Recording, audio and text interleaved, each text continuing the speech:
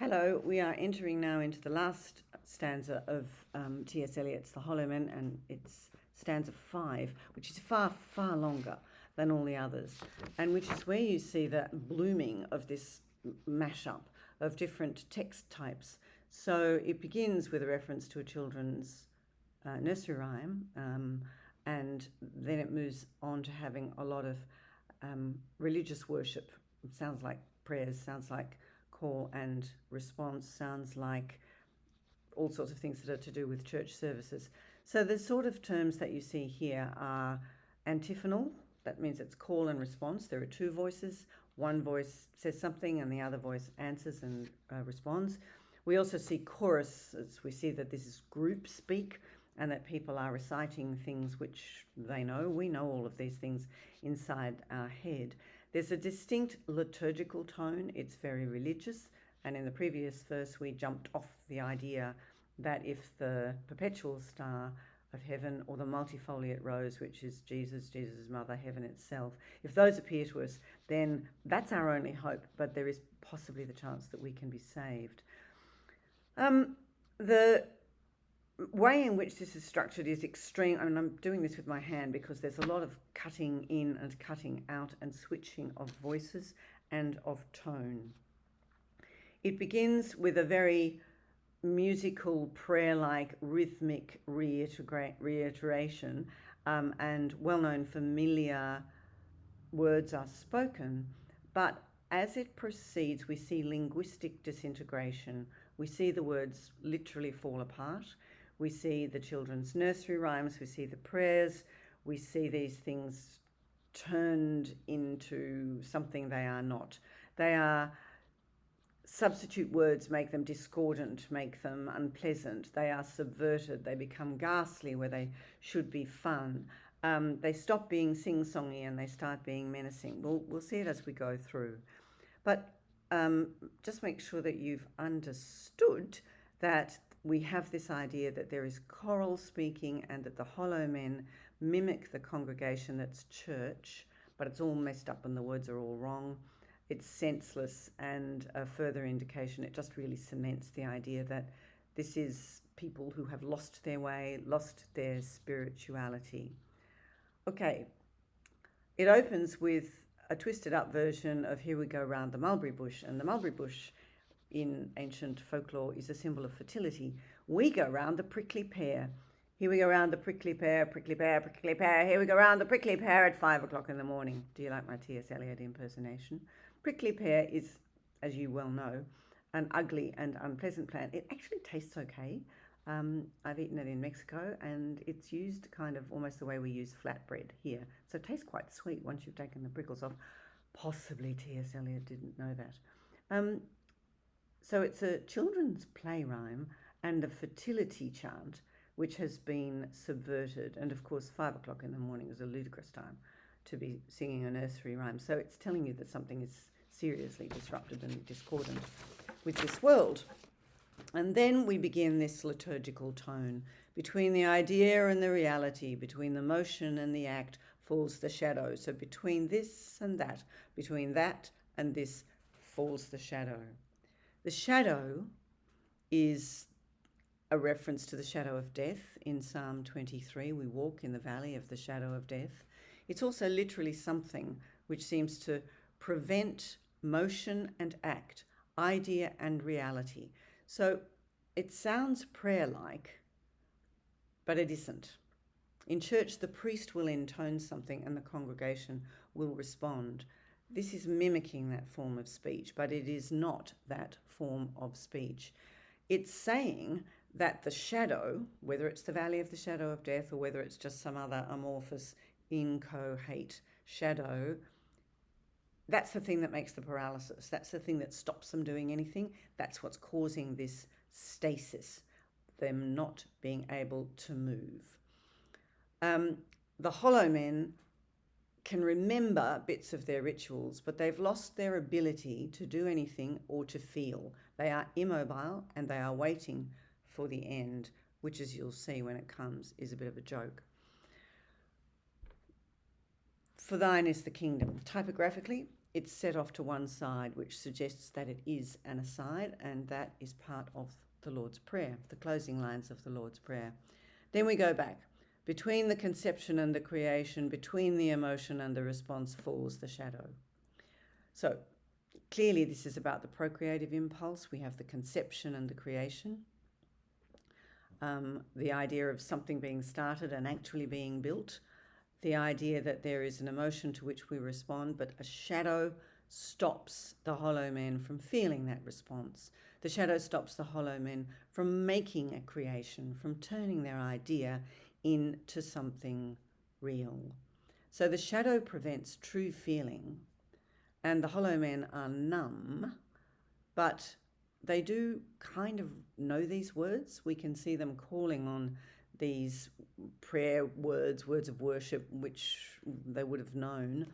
And they get some comfort and recognize perhaps that it's their own failings. The shadow is actually the embodiment of their own shortcomings and the fact that they can't move ahead and do something.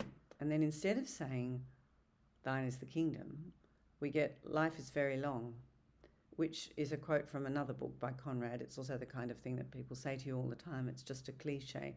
So we're starting to get the going crazy feeling that these words are constructed in a way which doesn't actually mean anything.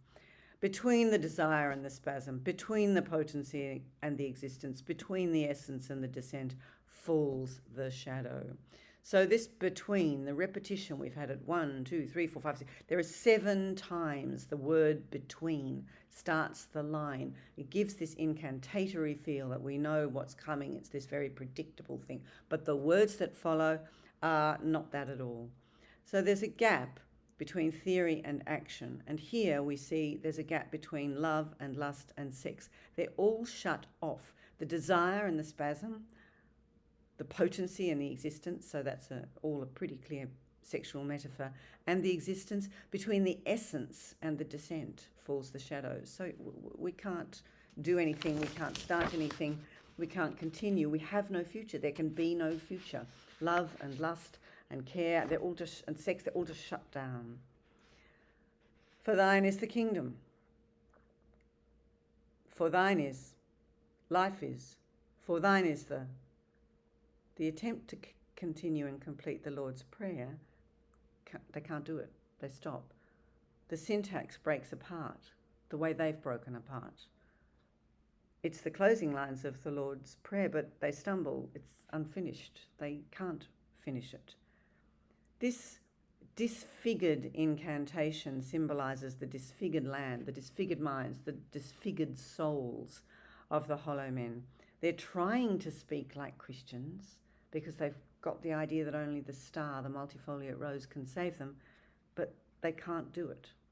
And if you don't believe in Christianity, or you think there might be another interpretation, you could go agnostic and say spiritually alive people. They have no spirituality. Okay, so this highlights the fact that these hollow men are stuck somewhere between the living and the dead. They're on the shores of the river that could take them to the afterlife, but between the idea and the reality, between the motion and the act, between the conception and creation, there's something.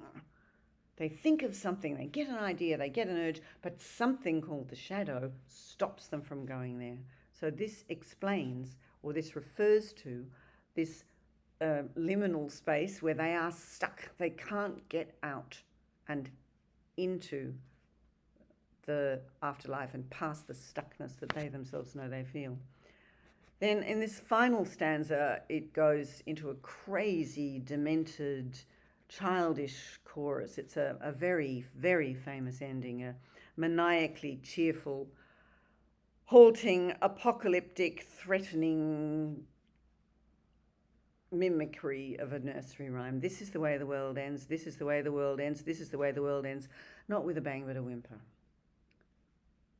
It's a fizzer, like the firecrackers, which we are reminded of when we think about Guy Fawkes and Guy Fawkes Night. So it stumbles to a stop. It's not finished. This is the way the world ends. This is the way the world ends suggests we are building up to a climax. We don't get anything remotely resembling a climax. World without end is the way that the prayer concludes. So it's a Christian conclusion to a well-known prayer, but the hollow men break it. So the Christian imagery, which should lead them to union with God or lead them into heaven, is a fizzer, and it doesn't happen. So it's an anticlimax, it's faltering, it's pitiful, it's an off note, it's embarrassing, and the hollow men dimly understand that enduring death is the prelude to rebirth, and only by dying there is maybe some possibility of living again. This is highly redolent of the story of Christ. There has to be a death, there has to be a crucifixion, there has to be a resurrection, there has to be a new life. There's just the merest hint that the hollow men think that those sightless they may see again. This world must end, but perhaps a new one can begin. Contextually, you might want to tie that back to what we know of Eliot's life, which is that after his marriage ended and he had psychotherapy, and he had become increasingly clear about his conviction that Christianity was the right thing for him. He had always been a churchgoer, but this is written just a few years before he made a public declaration of his commitment to what he called the Anglo-Catholic faith. And he was a very active member of his church. So the idea that there's hope from the discovery of God and from the acceptance that God will give you, maybe, if you're lucky. But in order to get that acceptance, the hollow men who are jammed in this halfway house, this point where they're on the shore but can't catch the ferry, can't quite get to heaven, although they sense and at times can see it's there. Inaction will mean that you don't obtain that rebirth. Inaction will mean that you go no further.